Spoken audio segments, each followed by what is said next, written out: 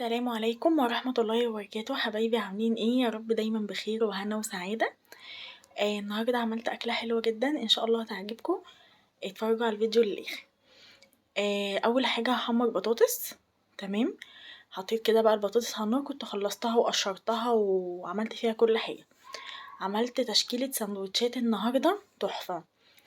جبت جريل، هحط برجر، هحط صدق، كل دوت متشوح على الجريل.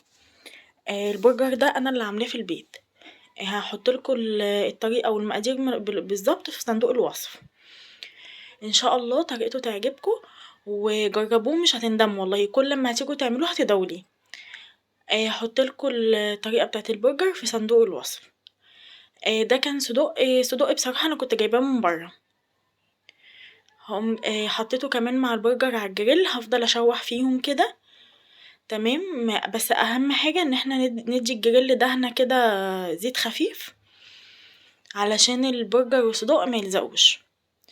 تمام. والله بصوا احلى سندوتشات، اصلا المفروض ان احنا كنا هنطلع ناكل برا. بعدين قلت لهم لا، يعني طب ليه ناكل برا، انا هعمل لكم سندوتشات في البيت. وكمان عملت لهم سندوتشات كبده تحفه. جبت حله، حطيت فيها حبه زيت وحته توم كده تتشوح، وهنزل فيها بالكبده.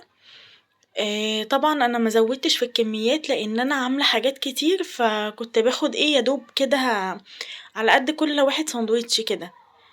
تمام. حطيت بقى كبده، هسيب الكبده تاخد تشويحه كده على النار وتتفك من التلج اللي فيها، عشان اعرف بعد كده احط عليها البهار اللي انا هعمله. وهنا البطاطس اللي هناك دي انا كنت مطلعها نص قليه، علشان هرجع اكملها تاني لما السندوتشات تخلص عشان تبقى سخنه. هنا البرجر خلاص كان اول وش اتحمر، وبقلبه على الوش التاني. والصدق كمان او السجق عشان في ناس بتقول عليه سجق. برضو بدأ ان هو يتشوح. هفضل بقى كده اقلب فيهم واشوح البرجر والكبده وكده، وهقولكوا البهارات اللي تطلع الكبده زي بتاعه المحلات بالظبط. بس الاول هجيب طبق كده عليه مناديل، وهصفي عليه البطاطس، عشان لما اجي احطها في الزيت تاني واطلعها ما تبقاش شاربه زيت، لازم احط طبقه مناديل كده تحت البطاطس. انا هنا خلاص كنت خلصت البطاطس وطلعتها.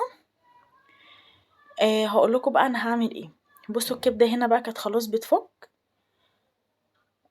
والله يا جماعة اعملوا السندوتشات والحاجات دي لولادكوا في البيت، وهما مثلا لو في أطفال رايحين الحضانة أو كده، اعملوا لهم سندوتشات وادوها لهم كده من الحاجات دي، ما تجيبوش أكل من برا. بجد الأكل برا غالي على الفاضي، وكمان طعمه مش بيبقى حلو زي البيت، ولا بيبقى في نظافة أكل البيت. مفيش أحلى من أكل البيت بصراحة، يعني أنا كذا مرة نجيب أكل من برا واكل منه كده أتعب. مفيش أحلى من نظافة أكل البيت. جبت بقى كام وحدة فلفل سبايسي كده، حطيتهم كمان على الجريل ياخدوا تشويحة. يا خرابي على طعم السبايسي مع الأكل، حاجة كده تحفة. اللي ما بياكلوش سبايسي ممكن تحط فلفل رومي اللي هو الكوبي ده. بس والله جربوا الفلفل السبايسي، كلنا مكناش بناكل حامي، بس بعد كده لما اكلناه حبيناه يعني.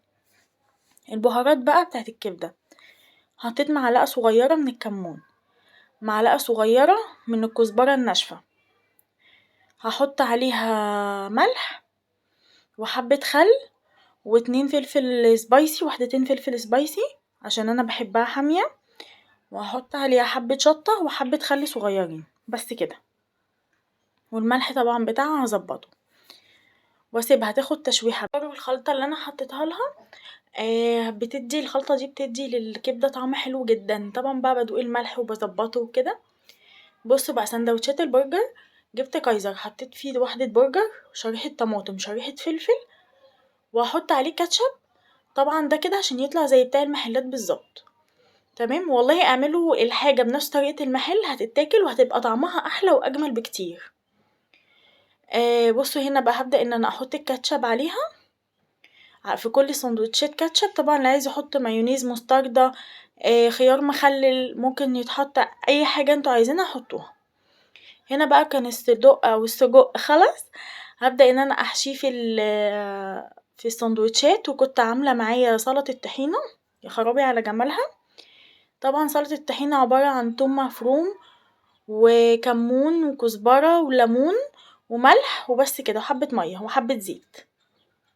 هنزل بقى بالكبدة بقى في السندوتشات برضو.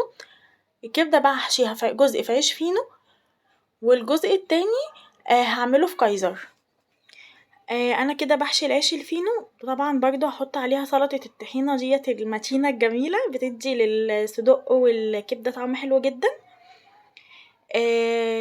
ديت كده كانت كل السندوتشات اللي انا عملتها. هتشوفوا شكلها في الاخر بقى بعد ما تخلص حاجة كده بسم الله ما شاء الله تفتح النفس يعني. جربوها واعملوا سندوتشات في البيت بطريقتي وان شاء الله هتعجبكم. اهو بصوا بقى شكلها شكل الكايزر. طبعا برضو في الكايزر هحط سلطة طحينة عشان ايه تدي للكبدة كده طعم سبايسي كده حلو، عشان انا كمان كنت حاطة فيها شطة. تمام. وده الفلفل اللي انا بقى كنت شاوياه، بصوا بقى شكله طالع عامل ازاي مع السندوتشات، كان طعمه تحفة. ده كان شكل السندوتشات بعد ما خلصتها. يا رب تكون طريقتي النهاردة عجبتكم، ما تنسوش تدعموني بشير ولايك واشتراك في القناة.